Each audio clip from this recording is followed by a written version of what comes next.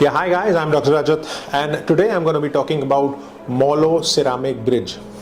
Now, it is the most technologically and aesthetically advanced form of fixed prosthodontic rehabilitation for fully edentulous patients. जिन patients के दांत ऊपर और नीचे के नहीं होते हैं, उसमें एक ऐसा ब्रिज जो बहुत एस्थेटिक है और टेक्नोलॉजिकली बहुत एडवांस फॉर्म है, दैट इज कॉल्ड मॉलो ब्रिज. बहुत सारे पेशेंट्स ने मुझसे पूछा कि मॉलो ब्रिज और नॉर्मल ब्रिज में क्या फ़र्क है, तो वही बताना चाहूँगा. Now, this Molo bridge is the epitome of biomedical engineering combined with Procera CAD/CAM technology to provide the patient with precision implant-supported functional replication of a natural dentition. Now, talking about the success rate, it has got good success rate. कभी कभी हमें इसमें grafting की भी ज़रूरत नहीं पड़ती है और सबसे इम्पॉर्टेंट चीज़ है, इसमें आप दांत 3 दिन के अंदर अंदर दे सकते हैं. और सबसे इम्पॉर्टेंट चीज़ फिक्स्ड होता है, तो इमीडिएट फंक्शन, आप इमीडिएट रेस्टोरेशन दे सकते हैं पेशेंट को. ट्रेडिशनली टेक्निक्स में आपको मल्टीपल सर्जरीज की ज़रूरत पड़ती है, बट इसमें नहीं पड़ेगी इस प्रोसेस में. और सबसे important cheese, it can be performed in patients with diabetes, osteoporosis और बाकी हेल्थ कंडीशंस जो कॉन्ट्राडिक्टिंग होती है बोन ग्राफ्टिंग में. नेचुरल लिकिंग दांत होते हैं जो अच्छे फ्रेमवर्क में बनते हैं. एक मिल टाइटेनियम फ्रेमवर्क होता है. अब जैसे मैंने कुछ केसेस किए हैं जिसमें एंटीरियर जिरकोनिया कोपिंग्स को लेयर करते हैं ईमैक्स के साथ, बेटर एस्थेटिक्स के लिए. सबसे इंपॉर्टेंट चीज़ है जो प्रोस्थेटिक एनवेलप का जो कॉन्सेप्ट है, आपको प्रोस्थेटिक जब इम्प्लांट प्लेस करते हैं तो आपको पता होना चाहिए इम्प्लांट की पोजिशंस कहाँ पे है, उसके स्क्रू एक्सेस होल कहाँ आ रहे हैं. और पोलो मोलो जो प्रोसेस है वो सबसे इंपॉर्टेंट होती है. अगर किसी पेशेंट्स के दांत मालाइंड होते हैं, हड्डी बाहर की तरफ है, या क्लास 3 अगर ऑक्लूजन है, ऑक्लूजन का अगर हार्मोनी अलग है, तो उसमें क्या होता है, कई बार एक्सेस इम्प्लांट डालने के बाद एक्सेस होल बाहर की तरफ आते हैं. तो उसमें पोलो मोलो प्रोसेस का सबसे बड़ा एडवांटेज रहता है, इसमें जो एक्सेस होल होते हैं वो छुप जाते हैं. सबसे इंपॉर्टेंट चीज़, प्रोस्थेटिकली एकदम टॉप नॉच है. आपको इसमें सबसे बड़ी बात है, जो प्रोसेस आप देते हैं तो कई बार मेंटेनेंस और कैलकुलस डिपोजिशन होता है मल्टी यूनिट्स और इम्प्लांट पे, तो इसमें नहीं होता है. अब आएगी एस्थेटिक एडवांटेजेस की बात. एक यूनिक इंजीनियरिंग डिज़ाइन है जो we offer to the patients with ideal rehabilitation of not only the dental component but also the hard and soft tissue. Now, the true natural beauty is clearly evident in the individual all ceramic crowns. सबसे important चीज़, आप individual crown दे सकते हो, जो screw access है वो उन crown के पीछे छुप जाते हैं और नज़र नहीं आते हैं. अच्छा लिप सपोर्ट और सॉफ्ट टिश्यू सपोर्ट रहता है, और जिंजाइवल रिप्लेसमेंट आप टाइटेनियम सुप्रा सर्ज के अंदर कर सकते हैं.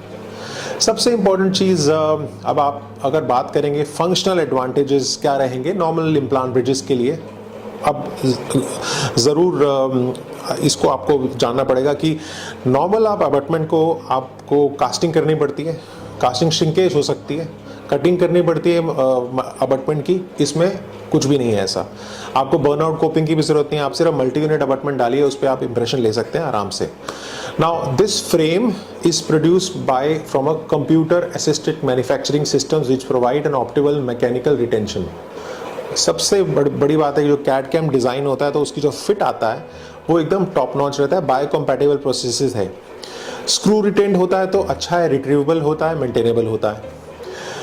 सबसे इम्पोर्टेंट चीज़, जो ऑप्शंस अगर आप लेके चलेंगे तो पेशेंट की स्पीच, पेशेंट मास्टिकेट, जब आप पेशेंट बाइट करता है तो वो ईजी रहता है, और जो टेस्ट में भी कुछ फ़र्क नहीं आता है. ये एक कैरेक्टरिस्ट होते हैं for a Molo ceramic bridge के. जैसे मैंने बोला, hard and soft tissue replacement इसमें करने की ज़रूरत नहीं पड़ेगी, एस्थेटिक सुंदर आएंगे. बोन ग्राफ्टिंग की ज़रूरत नहीं पड़ेगी, टाइम और कॉस्ट कम आएगा. ईज़िली रिट्रीवेबल है तो रिपेयर्स भी इजी हो जाते हैं. सबसे इम्पॉर्टेंट चीज़ जो हमने देखा है कि रिजॉर्प्शन बहुत कम होती है बोन की. आप कोई भी हार्ड चीज़ खा सकते हैं, नेचुरल लगता है और सुंदर लगता है आप. और सबसे बड़ी बात है, पैलेट पे कोई कवरिंग नहीं आएगी. तो ऐसा एक प्रोसेस है जो रिट्रीवेबल रहता है, मेंटेनेबल रहता है प्रोसेसेस के बाद. अभी मैंने एक केस शेयर किया था जिसमें हमने लोअर में पोलो मोलो प्रोसेसेस दिया, तो मेरे पास बहुत सारे पेशेंट्स ने मुझसे पूछा कि ऐसा एक वीडियो बनाइए जो प्रोसेसेस के बारे में बताएगा. तो पोलो मोलो मेरा एक फेवरेट प्रोसेसेस है, और जो बहुत क्योंकि टाइटेनियम मिल्ड है तो उसका वेट कम रहता है क्रोमियम कोबाल्ट से. तो मैं सिर्फ यही बोलूँगा कि इम्प्लांटोलॉजी, अगर आप अभी मेरे पास एक केस आया था फिलहाल में, उसमें दिखा था कि जो इम्प्लांट था वो नॉन एंगेजिंग था प्रोसेसेस के ऊपर। इसका मतलब वो जो इम्प्लांट था वो प्रोसेसेस पे टिका ही नहीं हुआ था। तो वो आपको बहुत ज़रूरी, हर स्टेप पे आपको एक्सरे लेना है, हर स्टेप को आपको वेरीफाई करना है कि वो इम्प्लांट जो है उसका जो कनेक्शन है मल्टी यूनिट के साथ, जो जिसको टिश्यू लेवल बनाता है, वो उसको स्नगली फिटिंग है या नहीं है। दूसरा, अगर आप ट्राइंग भी कर रहे हैं, अगर आप वैक्स बाइट या जिग भी बना रहे हैं, तो उसके लिए भी आपको एक्सरे से वेरीफाई करना पड़ेगा। हमेशा स्टेप्स फॉलो कीजिए, और अगर आप फ्रेमवर्क ट्रायल ले रहे हैं तो उसके बाद भी एक्सरे लीजिए।